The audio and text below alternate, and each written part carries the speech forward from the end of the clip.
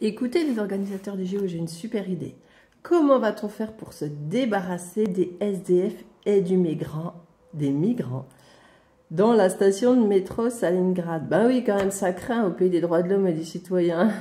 Hein? Donc, on va faire, ma bonne idée, on va faire comme en Australie. Ben oui, les Anglais, ils avaient quand même décidé à un moment donné d'envoyer les putes et les bagnards en Australie pour s'en débarrasser, de créer une colonie présidentielle. Bon, alors en fait, les aborigènes, avec leurs plumes dans le cul, on s'en cognait grave. Donc, si on rajoute à tout ça les SDF et les Noirs sans papier, eh bien, ça complétera juste le tableau. Et en plus, ils feront plus chier et ils noirciront pas l'image de la France, de la liberté, l'égalité et la fraternité. Bon, cette histoire, c'est un peu la même que les Israéliens et les Palestiniens, hein. Eh ben, certains, ils n'avaient plus de baraque, on ne savait pas où les coller. Et on s'est dit, on va être gentil, on va leur trouver une place.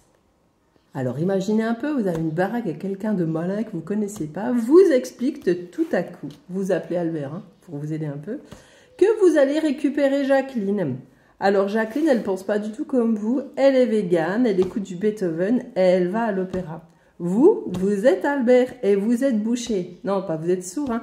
Vous découpez de la bidoche toute la journée. Vous écoutez du métal à fond en dépeçant des animaux morts et votre viande n'est ni cachère ni halal. Vous voyez bien la suite venir, vous n'êtes pas trop con. Est-il possible que Albert et Jacqueline vivent ensemble en harmonie?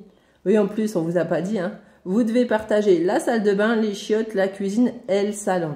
Donc en sachant tout ça, il y a quand même de grandes chances que vous essayiez d'empoisonner le quinoa ou les graines de chia de Jacqueline. Ou bien, encore plus fort, que vous montiez une milice avec vos voisins qui en ont assez de se taper David, Paul ou Pierre dans leur baraque. Et que vous essayiez avec cette milice de cirer la planche du cercueil de Jacqueline. Alors la morale de cette histoire, c'est que quand il y a des personnes qui se mêlent pas de leur cul, eh bien ça pue la merde.